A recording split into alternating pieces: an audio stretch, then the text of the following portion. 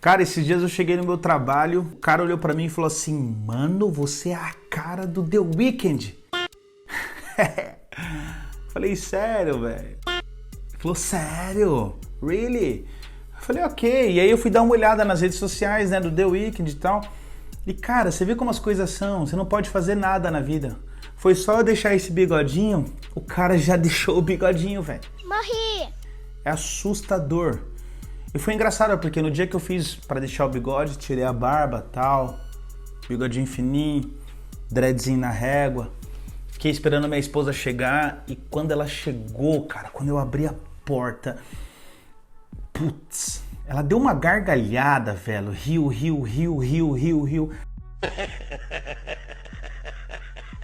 Até ficar sem ar. E aí ela olhou pra mim e falou assim, amor, você tá a cara do Tiririca. Joel, o Tiririca. Difícil, né? Mas enfim, vida que segue. Cara, vocês sabem me dizer o porquê que os fariseus agiam daquela forma no sábado? Não sei. Vocês sabem me dizer o porquê que eles tinham aquela oposição a Jesus? Não sei.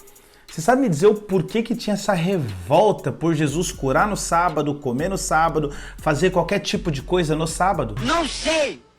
O ponto central para a gente entender é que às vezes a gente olha para os fariseus e a gente coloca sobre eles uma espécie de culpa, né? Como se, sei lá, o fariseu estivesse em casa, sentado, recebesse a ligação de outro fariseu e o cara falasse, tá fazendo o quê? Não, tô de boa. Ah, vamos lá dar uma irritada no Jesus, velho. O cara falava, demorou. Não era bem assim. Havia um contexto religioso.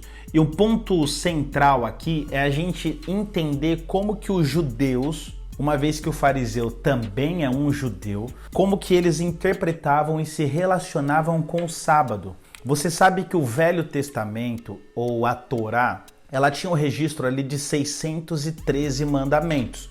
Eram 613 mandamentos e formas que um judeu se relacionava com o seu culto religioso em sociedade, com o pecado envolvido no seu grupo. Era como se fosse um código de ética, é como se fosse uma direção social, é uma direção divina, é óbvio, mas também é como você vive a vida da melhor forma. E aí o ponto importante é que são 613 leis. Só que o judeu, ele incorporou também na sua cultura a tradição oral. O que é a tradição oral? Aquilo que era passado de pai para filho, e a interpretação rabínica. E aqui eu acho um ponto importante, porque a interpretação rabínica é pegar essas 613 leis, pegar uma delas, por exemplo, abrir, colocar na mesa e discutir entre os rabinos que se aprofundaram no estudo da Torá e interpretar o que aquela lei quer dizer.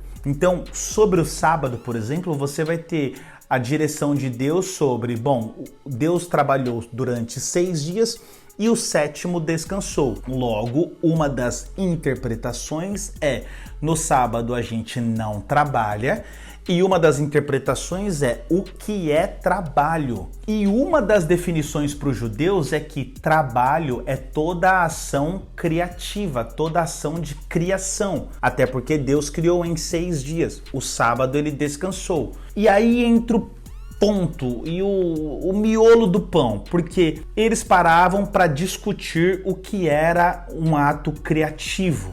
Por exemplo, se você tá sabadão na sua casa, você almoçou, comeu aquela feijuca de boa, legal, família, criança correndo, rindo, tal, cachorro latindo, papagaio, gato em cima da mesa.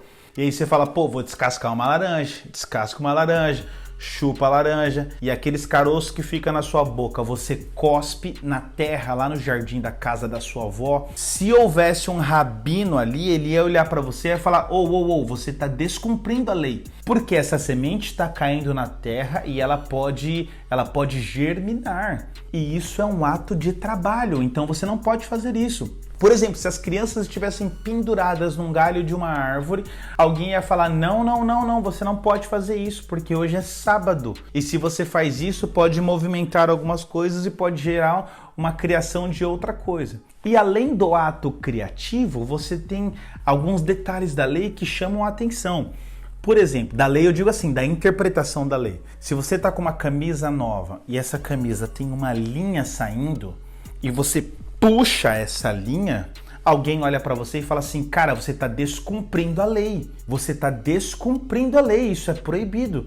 E o ato de descumprir a lei é tão sério que se você ler em Números, a partir no capítulo 15, você vai ver o episódio do cara que estava carregando lenha no sábado e morreu apedrejado. E aí entra um ponto central. Porque Jesus está caminhando com seus discípulos, os seus discípulos estão com fome, eles pegam espigas de milho e comem. Os fariseus entram num estado enlouquecedor de fúria e diz, cara, você tá maluco? Como você permite os seus discípulos pegarem espigas de milho e comerem? E Jesus traz o exemplo de Davi. Fala, cara, você não lembra de Davi com o seu exército, com fome? E eles comeram os pães que eram separados para a cerimônia religiosa? E a lei dizia que não podia se comer aqueles pães. E Jesus dá um nó na cabeça dos caras. Porque Jesus está falando assim, vocês estão pegando a mesma lei, mas vocês estão interpretando e distorcendo para interesses pessoais. A discussão era muito mais profunda. Você tinha fariseu interpretando a lei, por exemplo, sobre se a casa pega fogo, o que eu posso fazer e o que eu não posso fazer, o que eu posso carregar de dentro da minha casa.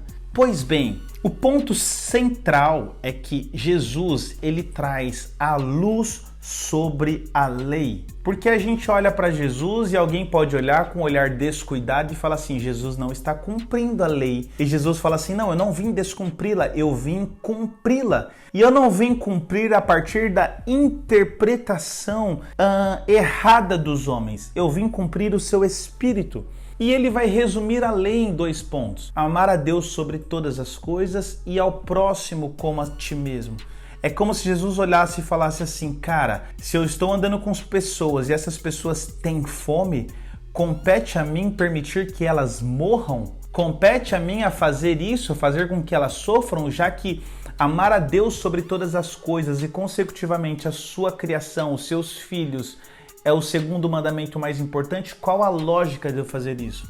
O importante da gente ter o olhar também histórico sobre as Sagradas Escrituras é que nos ajuda a entender o quanto Jesus confrontou o seu sistema religioso da época. Jesus foi perseguido e é como se Jesus dissesse para eles, gente, vocês têm que fazer o que eu ensinei para Nicodemos. Não é possível vocês compreenderem a verdade da vida se vocês não nascem de novo. Vocês têm que nascer do Espírito, vocês têm que nascer da água. É daí que vem a capacidade de você olhar a vida no todo e falar assim, esse é o Espírito, essa é a verdade, esse é o caminho, essa é a vida. Que o Espírito Santo nos ajude a compreender a vida como ela é. Deus abençoe. Eduardo Santos, um abraço para você. Vida pro resto da sua vida.